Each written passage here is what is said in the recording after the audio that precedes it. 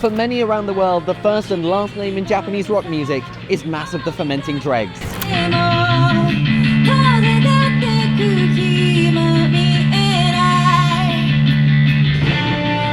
Formed in Kobe in West Japan in 2002 by frontwoman Natsuko Miyamoto, the band became one of the stars of the local music scene, attracting nationwide attention before making their major label debut in 2010.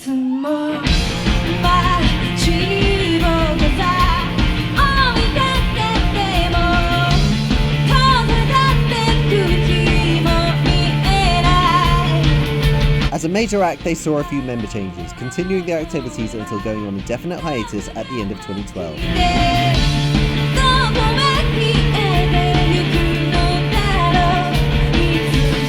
But by the time they reformed in 2015 as an indie group once again, word was beginning to spread online, and by the 2020s they found themselves as one of Japan's most globally iconic rock bands, with their unmistakable sound attracting a massive overseas fan base. In recent years, they've been playing sold-out shows as part of huge-scale tours across North America, Europe, and Asia.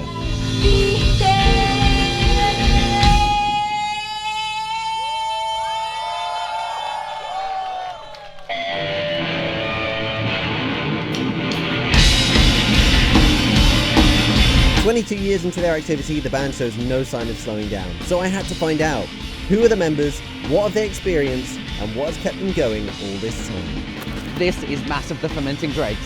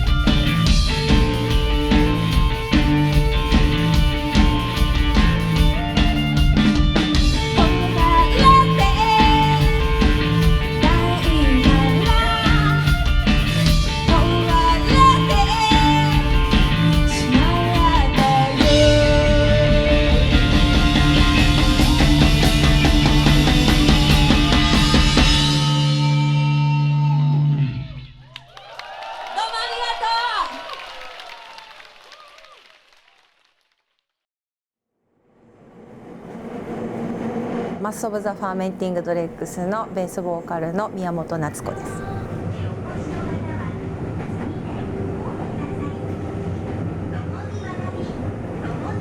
どんな子供だったか、音楽とか全然してなくて、運動ばっかりしてた女の子でした。野球とかやったりとかしてて、全然音楽に無縁の幼少期でしたね。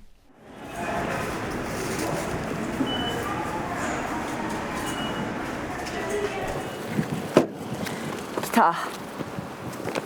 めちゃめちゃ運動少女だったから、あそこのグラウンドで野球してましたね。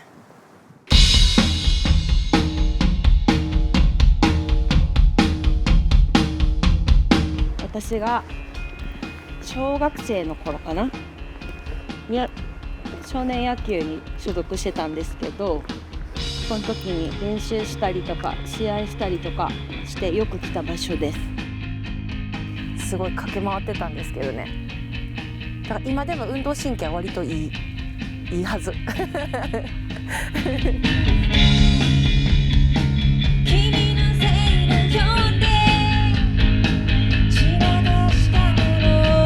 ゃあ音楽を始めたいと思ったきっかけは？きっかけは、私はx ジャパンっていうバンドが日本にいるんですけど、そのバンドのギタリストのヒデっていう人がいて、その人が私が15歳の時に亡くなったんですけど、その時のテレビのなんかその報道とかで彼を見て、すごいかっこいいなと思って、なんか自分もバンドやりたいみたいになってエレキギターを買ってっていうのが最初のなんかロックバンドやろうって思ったきっかけですね。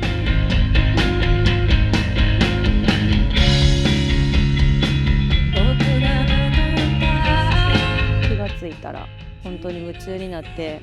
ヒデが聴いてた音楽聴いたりとか、なんかつながってるバンドを好きになって見に行ったりとか、来日アーティストとかめちゃめちゃ見に行ってましたね。ライブジャンキーみたいな感じでバイトして、そのお金で CD 買ってライブ行って、なんか女子高生やのになんか服とかあんま買わずタワレコ行って CD 買ってライブ見に行ってみたいなことをしてましたね。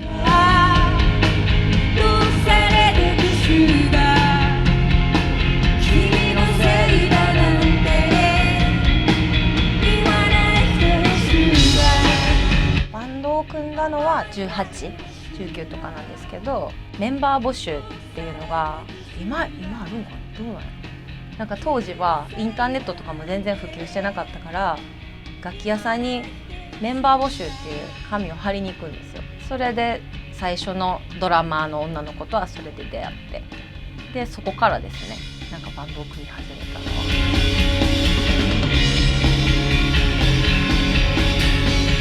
本当の最初はずっと神戸の中だけで、大阪とかにも行かず神戸の中だけでずっとやってて、上京する前とかは元町にあるヘラバラウンジっていうライブハウスがあるんですけど、ほぼほぼそこでやるようになってましたね。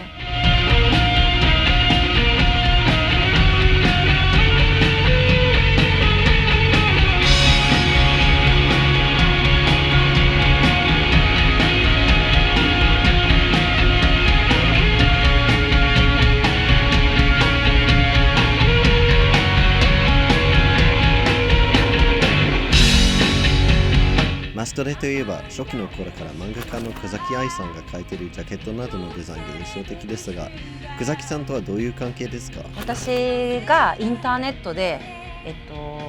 愛ちゃんのホームページを見つけて、で私が一目惚れして連絡をしたっていうのが、一番初めだから、全くの見知らぬ人だったんだけど、なんか自分たちのバンドの何か書いてもらえないかなってその時にやっぱ思ったから、すぐに連絡してこういう音楽をやっててみたいな。しばらく会ったことはないままインターネット上でやり取りとかしてて、でも快く書いてくださり、1年とか2年とか経って私たちが初めて東京でライブをするってなった時に見に来てくれて、ただのファンみたいな感じから今までの長い付き合いに、公私ともにというか仲のいい友達でもあり。小崎さんは4人目のメンバーと言ったことあると思いますが、ほんまにそう、愛ちゃんの絵がないと完結せえへん、曲を書いて愛ちゃんに渡して愛ちゃんが書いてくれるから、視覚的なものとして最後こう形にしてくれるのが愛ちゃんだから、愛ちゃんがいないとなんかこう欠けた感じになっちゃうというか。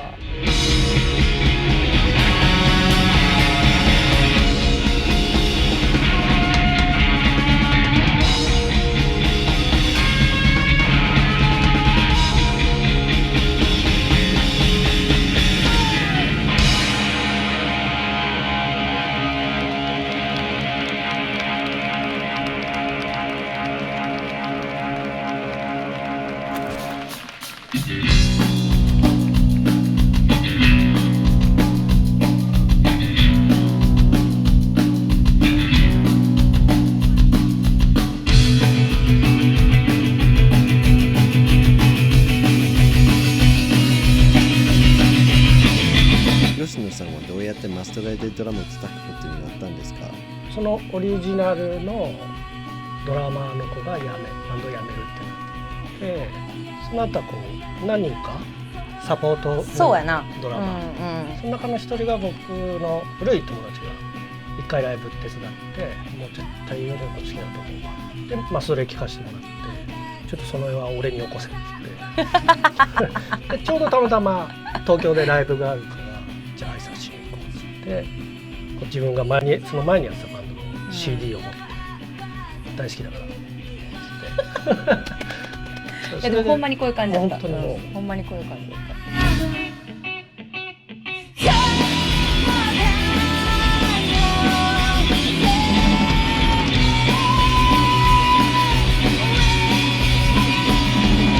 じゃあサポー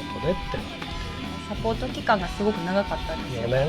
4年ぐらいかな。当時はレーベルに所属だったので、そのレーベルの人の意見みたいなものもそこに入ってくる状況だったんですよ。でもともとガールズバンドやったから、そのガールじゃないでしょ。だからそのなんか事務所の人がな、なんかちょっとみたいななっていう期間を乗り越えてな、メジャーデビューEMI か出した時にじゃあメンバーになりましょうみたいな。大変でした。大きな会社と一緒にビジネスするってなったら、これはダメ、あれはダメ、こうしてああしてとかが増えるから動きにくくなる。やりたいことがはっきりしてる人はフリーでやった方が絶対いい絶対いい。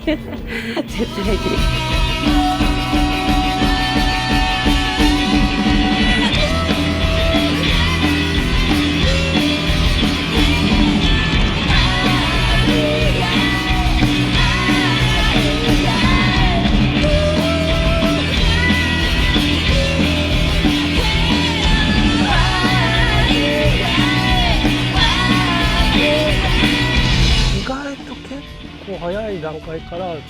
曲作り、アレンジとかっていうのは参加はしてたから、それがこう2枚目のワールドジあとその一回り約一回り年上だから、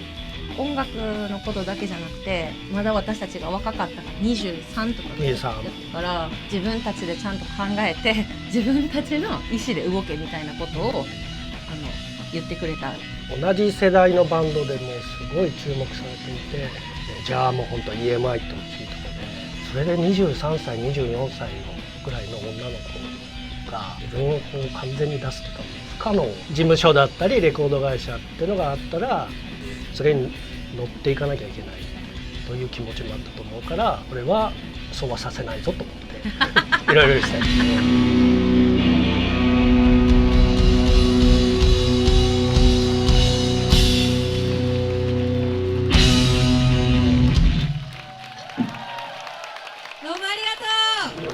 やりたいことをやってると助けてくれる人が絶対に現れて手を貸してくれるからそうそう、その人たちと一緒にやれた方が幸せ。でもなんかこういう風にして、今日もなんかきっとなんかいろんなところから来た人がいるんだろうなっていうこう風景が見えてるんですけど、音楽って素晴らしいですね。なんかつながっていく感じというか、めっちゃ感動してます。今ありがとうございます。皆さん素晴らしい、本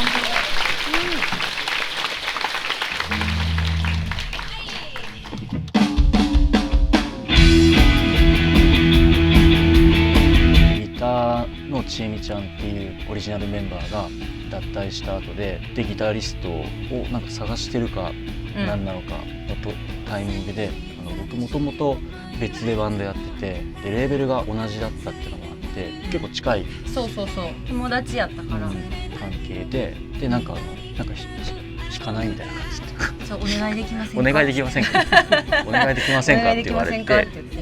でスタジオに入って音を鳴らしたらサポートで、それからずっとやるようになっ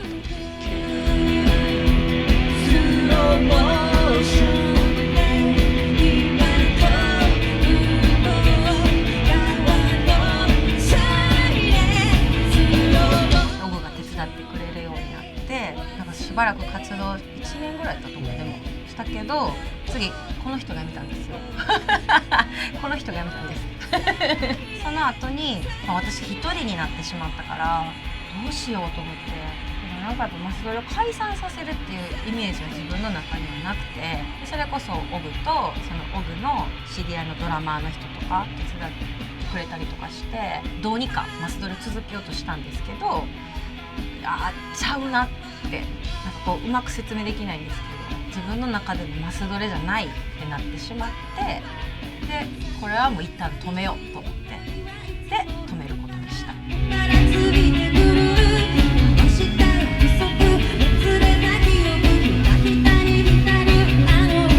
再始動は小崎愛さんが小学館の賞を取られて、それの祝賀パーティーでマスドレが見たいって言ってくれたんですよ、彼女が。こっちとしてはみたいな、できひんよみたいな感じだったんやけど、当時もオブとは言ったらソロも一緒にやったりとか追ってくれたし、ギターオブがいるじゃんみたいな、ドラムおらへんしみたいな言ってたら、その愛ちゃんがその吉野さんに連絡してみたらみたいな言ってくれて、喧嘩別れみたいなしてるから、こっちとしては本当に4年ぐらい一番喧嘩しなそうなのね。いやここはバチバチだけど普段の小さな喧嘩してるから私たちは大丈夫なんだよ。本当4年ぐらい連絡は取り合ってもいなかった。そう無視してたから私なんかそれぐらいやったけど、その愛ちゃんに言われて、なんか確かにちょっと連絡してみようかなっていう気持ちになって、こう連絡して、これこうでナスドレやるんだけどどうかなみたいな言ったのかな、やるみたいな帰ってきて、やるってみたいなそう愛ちゃんのその一声できっかけが生まれたって感じですね。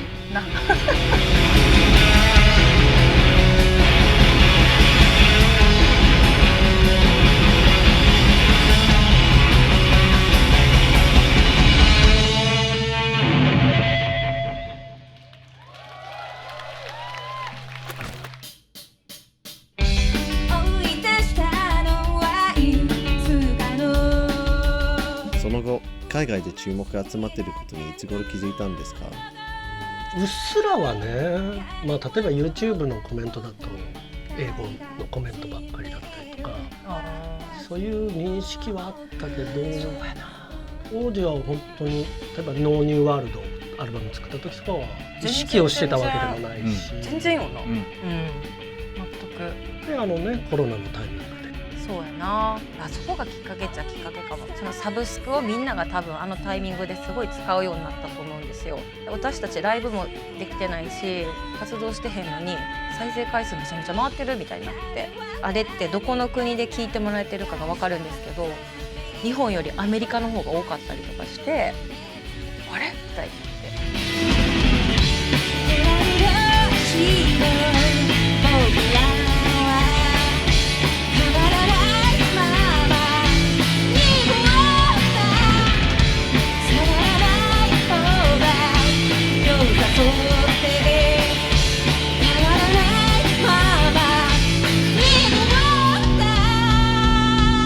その頃に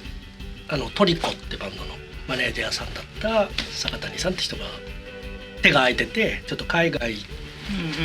目を向けてて手伝ってもらえませんかっていうとこからもう一気にじゃあちょっと海外やってみようよっていう流れができ始めた感じですね。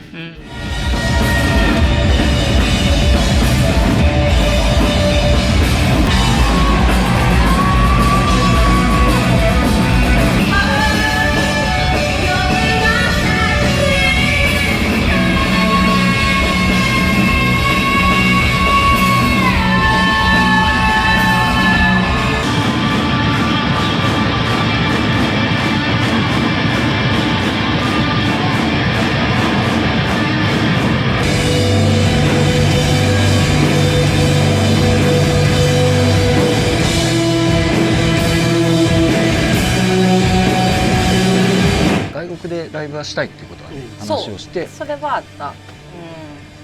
何の根拠にもそう、単純になんか外国でやってみたいみたいなのはあったけど、こんな手応えがあるとはみたいな、全然自分たちもよくわからんというか、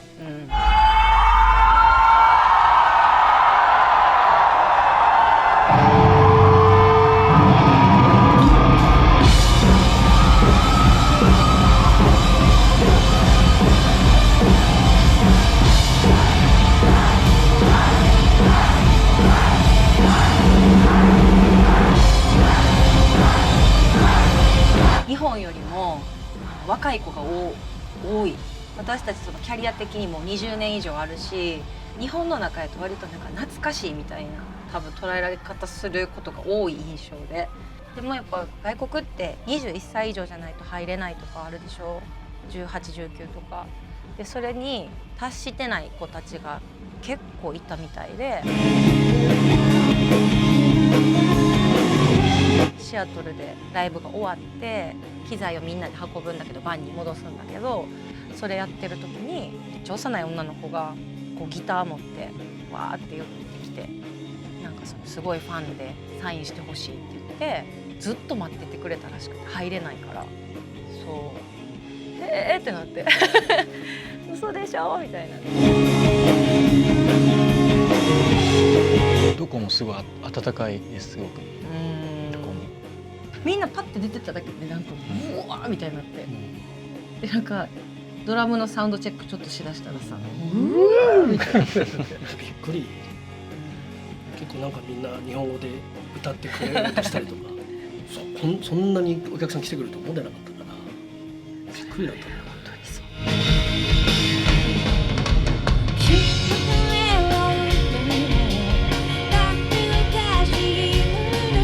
日本ってちょっと独特の音楽シーンやんか。なんかライブの楽しみ方もそうやし、シーンのこうあり方とかもそうやけど、なんかやっぱそこで育ってきてるやん私たちも。でもその外に行って国の外に行って初めてなんていうのかな、覆されることばっかりで、それが最高。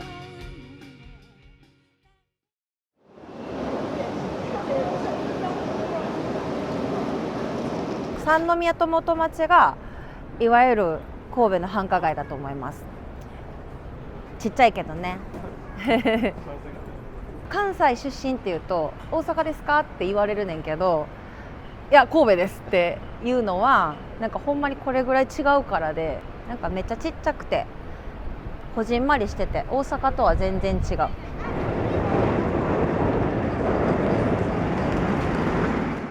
神戸ってちょっと不思議やねんよな、私は生まれ育った場所やから全くそんなことを感じてなかったんやけど、そのさっき出てきたヘラバラウンジっていう場所もそのヘラバラウンジ特有のなんかこう空気とかそこだけにしかないなんか謎のシーンみたいなのがあったりとかして、それの音楽もなんかなんていうのかな、関西やけど大阪のバンドっぽくはないと思うし、京都のバンドっぽくはないと思うし、でも神戸っぽいって何なんやろって言われたら自分でもわからないんだけど、大都市でもないしでも田舎でもないしみたいな、なんかそこでやっぱなんか生まれ育ったからなんかそのこういう塩梅になってるのかなっていうのは感じるところではある。どうもありがとう。最後の曲です。また会いましょう。ありがとうございました。活動開始からこんな時間が経ってもなんで音楽を今も続けてると思いますか？全然言ったことあるんですけど、マスドレ入る前にやってたバンドも結構しっかり活動してて、でもう終わりかなと思ってもうドラムやんないと思ってて、そこで出会ったんです。だから出会ってなかったらもうバンドやってない。マスドレがそこにあるからってことぐらいの本当にやめてたと思う。そんなずっとドラマーでいたいとかいうタイプじゃないからありがたい。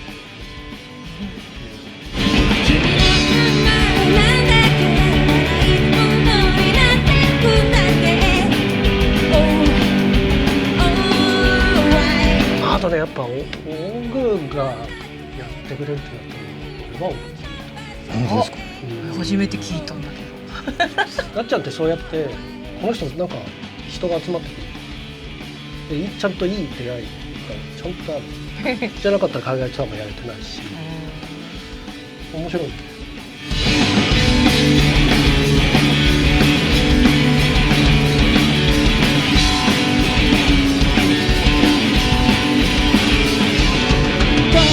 今多分メジャーじゃなくて、メジャーって多分やらされることも多いとか、なんかスケジュールが決まってるとか、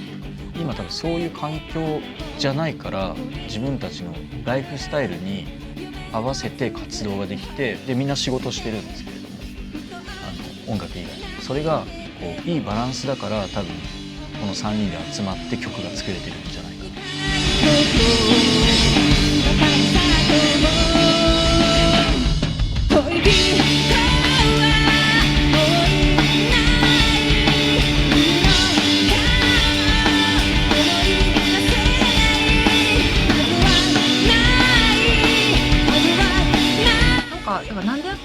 らないっていうか、ずっと自分でも音楽が大好きっていう大事なものっていうのは多分もう大前提で3人がモテてるっていうことも、多分結構すごいことだと思う。当たり前のようにそこにこう注げる環境があってくれてるっていうのは確かにめっちゃ大きいと思うし、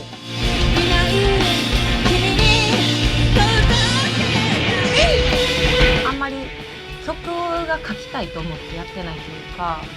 結局書きたいなって思うようなこう人生の運びに今のところなってて、だから続けてるんかなとは思うけど、でも人と出会うためっていうか、いろんな意味が含まれてるとか、好きだからっていうのももちろんあるけど、それだけじゃない何かがあるというか。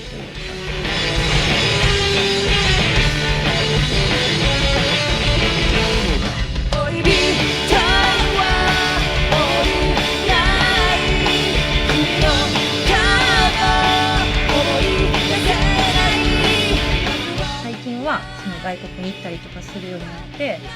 なんかちょっと使命みたいなのもちょっと感じてるところもある。最近は自分にできる最大のなんかこう貢献じゃないけど、人のためになってるんやみたいなことを感じることがこの数年でやっぱ起きてるから、なんかそれも音楽を続けている理由かなって私は思う。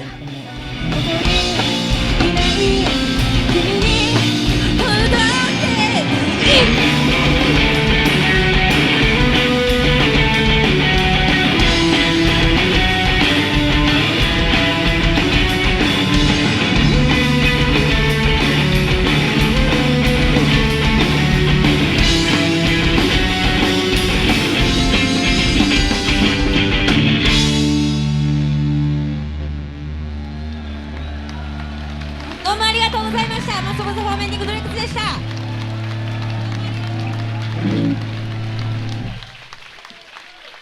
その人が作るものっていうのは、その人がこう見てきたものとか経験してきたこととかの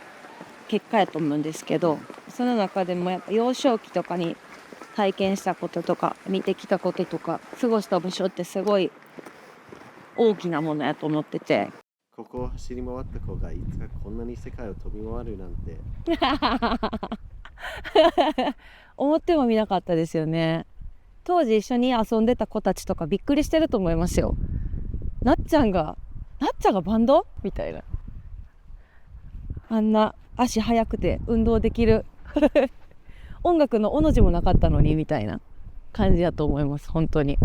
自分でも不思議ですもん。変わらず私たちもなんかこう生きていくので、なんかその会えるといいなって感じですね。とにかくいろんなとこに行きたいと思ってるから、待ってくれてる人たちがいる場所には、だから会いましょうって言いたいかな。